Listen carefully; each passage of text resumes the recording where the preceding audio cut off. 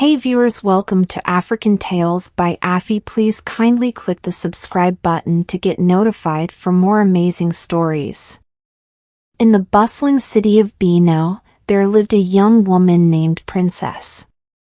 She was known far and wide for her breathtaking beauty, a kind that made heads turn whenever she walked by. Men fought for her attention, gifting her flowers, expensive jewelry, and handwritten love letters, all in the hope of winning her heart. Princess, however, had dreams that went beyond marriage. She longed to be a famous runway model, to travel the world and have her face on magazine covers. She loved the admiration she received, but marriage was the last thing on her mind. One of her many admirers was Combe, a wealthy businessman in his 50s. Unlike the younger men who pursued her, Combe was persistent. He believed that having a young and beautiful wife would make him feel youthful again. Though much older than Princess, Combe was undeterred. "Princess, my dear," he would say, his deep voice filled with confidence. "Why waste time with these boys when you can have a man who will treat you like a queen? I can give you everything you desire." Princess, seeing the gifts and money Combe offered, decided to entertain his advances, not out of love, but for the luxurious life he promised. He showered her with expensive clothes, handbags, and a monthly allowance. Princess enjoyed the attention and wealth but had no plans of marrying him. One evening, as they dined at the most expensive restaurant in Beano, Combe reached for her hand. "My love, I want you to be my wife," he said, looking into her eyes. Princess laughed nervously and took a sip of her drink. "Marriage? Combe, I'm still in university. I have dreams of becoming a model." Combe smiled knowingly. "You can still chase your dreams as my wife. I'll make sure you lack nothing." Princess nodded, but deep down, she wasn't convinced. One day, however, everything changed. Princess discovered she was pregnant. She panicked. How could she become a mother when she hadn't even started her career? She considered running away, but before she could make a decision, Combe found out. "My love, you have given me the greatest news of my life," Combe exclaimed, tears in his eyes. "We must get married immediately." Princess wanted to protest, but her parents, thrilled that she was marrying a wealthy man, gave their full support. "Combe is a good man," her mother said. "He will take care of you and your child." And just like that, Princess found herself in a grand wedding ceremony, wearing an expensive gown, surrounded by hundreds of guests. But as the wedding vows were exchanged, her heart felt heavy. She had everything: wealth, security, a husband who adored her, but why did she feel trapped? Princess was about to learn that a life built on material things, without true happiness, could lead to unexpected consequences. At first, Princess tried to convince herself that she had made the right decision. Combe gave her everything: jewels, designer clothes, and a mansion with servants at her beck and call. He treated her like a queen, and she wanted for nothing. Yet, despite the wealth, she felt like a bird trapped in a golden cage. Combe, once her charming suitor, became an overbearing husband. He expected her to stay home, to dedicate her time to being a wife and mother.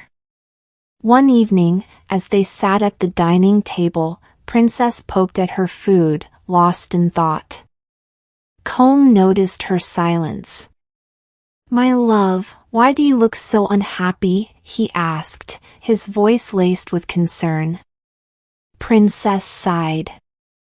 I miss school. I miss my dreams of becoming a model. I feel like my life is slipping away. Comb chuckled. Nonsense. You are now a wife and soon-to-be mother. There is no greater achievement for a woman. His words felt like a slap to Princess. So, my dreams don't matter anymore? She challenged. Comb reached for her hand, his grip firm.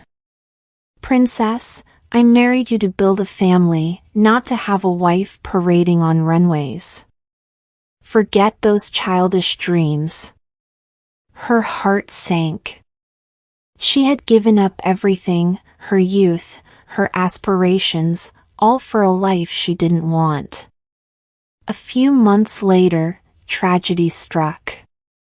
Princess suffered a miscarriage. She was devastated, but instead of comforting her, Comb became obsessed with the idea of having more children. The doctor said you are healthy.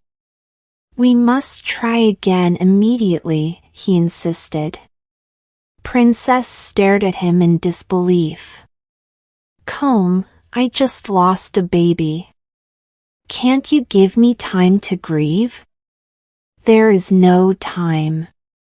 We must focus on building our family, Comb said firmly.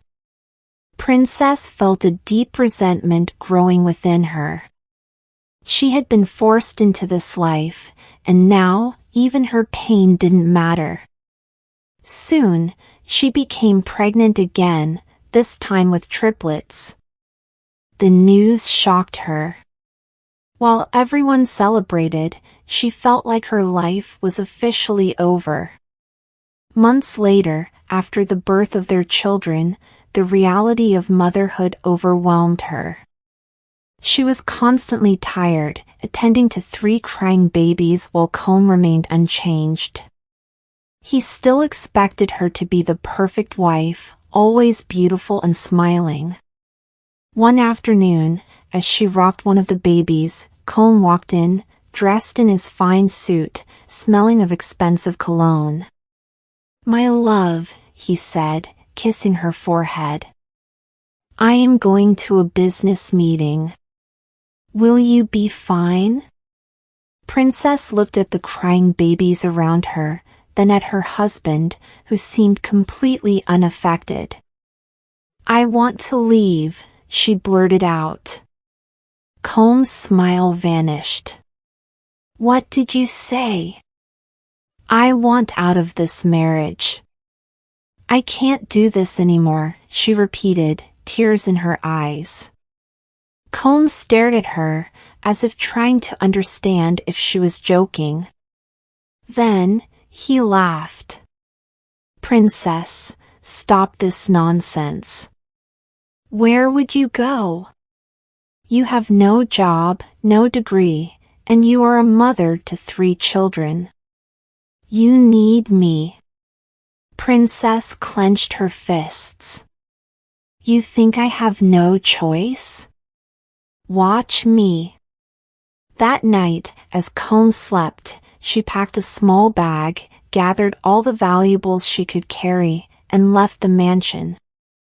She didn't know where she was going, but she knew one thing: she could not spend another day living a life that was not her own. Princess boarded the first bus she could find, her heart racing with a mix of fear and excitement. She didn't have a clear plan, but she knew one thing: she wanted to be free. She arrived in Ghana, where she had heard opportunities were plenty for young, beautiful women like her. At first, life felt like an adventure. She checked into a luxurious hotel, indulging in fine meals and spa treatments, spending the money and selling the jewelry she had taken from Comb's mansion. This is the life I was meant to live, she whispered to herself one evening, sipping a cocktail by the pool. But as the weeks passed, reality hit her hard. The money she had brought with her was running out. She had no job, no connections, and no experience to fall back on. The modeling agencies she approached rejected her, saying she was too old to start a career. "Maybe try something else, dear," one agent had told her dismissively. "Do you have any skills?" Skills? Princess had never thought of that. She had spent her life being admired, adored, and taken care of. Now, in a foreign country, she realized she had nothing to offer. Soon, her money was completely gone. She was forced to move out of the hotel and into a small, cheap room in a rundown part of the city. One day, as she walked down the street, she saw a sign that read, "House help needed." Her stomach twisted. House help. Was this what her life had come to? Desperate and hungry, she swallowed her pride and knocked on the door. A stern-looking woman in her 50s opened it. "Yes?" the woman asked, eyeing Princess suspiciously. I saw the sign." "I'm looking for work," Princess said, her voice barely above a whisper. The woman looked her up and down. "You don't look like someone who does housework." "I can learn," Princess replied quickly. The woman hesitated, then finally let her in. "Fine. You'll cook, clean, and take care of my children. You'll live in the servant quarters. Salary is small, but at least you'll have food." Princess nodded. She had no other choice. Days turned into weeks, and for the first time in her life, Princess experienced real struggle. She scrubbed floors, washed clothes, and cooked meals for a family that barely acknowledged her existence. One evening, after a long day of work, she sat on her small bed and wept. "Is this what I ran away for?" she asked herself. "To become a maid in another country?" Memories of her life with Combe came flooding back. She remembered the warm meals, the luxurious bed, the security. She thought of her triplets, her own children, whom she had abandoned. "What have I done?" she whispered, guilt consuming her. The next morning, she made a decision. She had to go back. She had to return to Nigeria, to Combe, and to the life she had foolishly thrown away. Princess boarded a bus back to Nigeria, her heart pounding with a mix of anxiety and hope. She had left her past behind, believing she was running towards freedom, but instead, she had found nothing but hardship and regret. Now, all she wanted was to return to the life she had abandoned. As the bus traveled down the long, dusty roads, she thought about Combe and the triplets. Would they forgive her? Would Combe take her back? She imagined their reunion, her children running into her arms, Combe welcoming her with open arms, understanding her pain, and giving her a second chance. When she finally arrived in Benin, she wasted no time. She took a taxi straight to the grand mansion she once called home. But as the gates came into view, she felt her stomach twist. Something was different. The house looked even grander than before, the garden well maintained, the walls freshly painted. There were new cars in the driveway, and the compound looked lively and full of life. She stepped out of the taxi, took a deep breath, and approached the gate. The security guard, a new face, stopped her. "Madam, who are you looking for?" Princess lifted her chin. I live here. I am Comb's wife. The guard frowned. Madam, I don't know you. Mr. Combe has a new wife. Princess staggered back as if she had been slapped. A new wife? She whispered. The guard nodded. Yes, Madam Mimi. She has been here for over a year now. Princess's head spun. She had only been gone for 2 years, and Combe had already replaced her? Just then, the front door opened, and a woman stepped out onto the porch. She was beautiful, elegant, and carried herself with grace. At her side stood 3 little boys, her triplets. Princess gasped. They had grown so much. Their chubby cheeks and bright eyes reminded her of Combe. One of the boys tugged on Mimi's dress. Mama, who is that? Mama? Princess felt her knees go weak. Combe then stepped out, looking healthier and more confident than ever.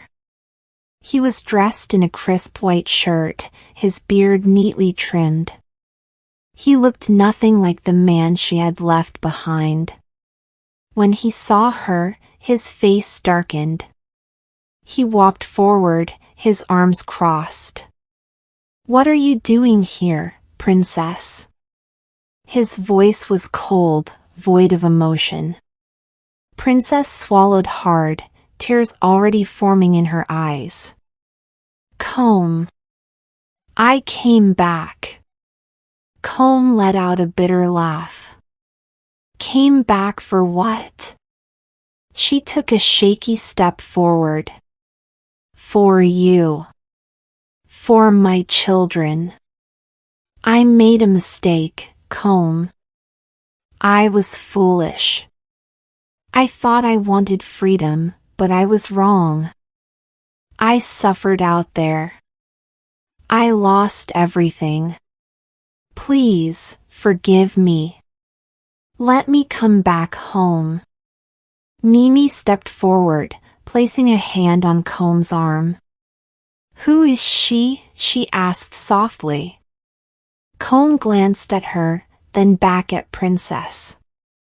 She's no one. Princess gasped. Combe. I am the mother of your children. Combe's expression remained hard. A mother does not abandon her children. You didn't just leave me, Princess. You left them. You walked away, and you never looked back. Do you know how many nights they cried for you? How many times I had to lie and say you'd come back soon? Princess broke down in tears. I thought I was doing what was best for me. I was young, I felt trapped, I didn't know what I had. Combe sighed, shaking his head. And now you know, but it's too late. I moved on, Princess. I healed. I found someone who loves me for who I am, not just my wealth. Someone who loves our children as her own. Princess turned desperately to the triplets. Babies, do you remember me? I'm your mother. The boys looked at her with blank expressions. One of them clung tighter to Mimi's leg. They don't remember you, Combe said firmly. You left when they were barely 2 years old. They know Mimi as their mother now. Princess felt like she had been stabbed in the heart. Combe exhaled and took a step closer. You made a choice, Princess. You thought the grass was greener on the other side. But now you see, you had everything, and you threw it away. I'm sorry, But you can't just walk back in and expect to take back the life you abandoned. Princess fell to her knees. Please, Comb. I'll do anything. He shook his head. Go, Princess. Find your own way. This home, this family, it's not yours anymore. Mimi gently took the children inside, while Comb turned and followed, shutting the door behind him. Princess sat there, broken, realizing the full weight of her actions. She had lost everything, her home, her children, and the man who had once loved her beyond measure. Tears streamed down her face as she whispered, "What have I done?" Princess stood in front of Comb's house, her heart racing. It had been weeks since her return to Beano, and yet, she still had not seen her children. She had waited, hoping Comb would soften and allow her back into their lives. But the days passed with no word, and she could wait no longer. Taking a deep breath, she knocked on the gate. A guard opened it, his eyes narrowing as he recognized her. "Madam, what do you want?" "I need to see Comb," Princess said firmly. "Please, just tell him I'm here." The guard hesitated, then sighed. "Wait here." As the minutes stretched on, Princess's anxiety grew. Then, the gate opened again, and Comb stepped out. He looked stronger than before, his once heavy frame now lean and fit. His confidence was evident in the way he carried himself, and beside him stood Mimi, his new wife. Princess swallowed hard. She had prepared herself for this moment, but seeing Comb happy with another woman still stung. "What do you want, Princess?" Comb asked, his voice calm but distant. "I need to see my children," she pleaded. "Please, Comb. I know I made mistakes, but I want to make things right." Comb sighed. "You don't just get to walk back into their lives like nothing happened." Princess's eyes filled with tears. "I know. But I'm willing to do whatever it takes." Mimi, who had remained silent, finally spoke. "They're not the same little boys you left behind," she said softly. "They have grown, and they have moved on." Princess turned to Comb. "Please, just one chance." Comb studied her for a long moment before sighing. "They deserve the choice." He turned back toward the house and called out, "Oba! Jide! Tayo!" The gate opened wider, and 3 boys stepped out. Princess's breath caught in her throat. Her sons. They were taller than she remembered, their faces more mature. Oba, the youngest, looked curious but hesitant. Jide, the eldest, stood with his arms crossed, his expression unreadable. And Tayo, the middle child, simply stared at her, as if trying to decide whether he knew her at all. Princess took a step forward. "My boys," she whispered. "You've grown so much." Jide's voice was cold when he spoke. "Why are you here?" Princess flinched but held her ground. "I came back for you. I made a terrible mistake leaving, and I regret it every single day." Tayo looked at Comb. "Dad?" he asked uncertainly. Comb sighed. "It's up to you, sons. If you want to talk to her, I won't stop you. But I won't force you either." The boys exchanged glances. Then, to her surprise, Oba took a small step forward. "Are you really our mother?" Princess nodded, tears streaming down her face. "Yes, Oba. And I have missed you more than you can ever know." The little boy hesitated, then looked at Jide. "What do you think?" Jide exhaled sharply. "I think she made her choice years ago." Princess's heart broke, but she nodded. "I did. And I was wrong. But I want to be here now." Silence hung between them. Then, surprisingly, Teo spoke. "Can we take our time?" Princess nodded eagerly. "Of course. I will wait as long as you need."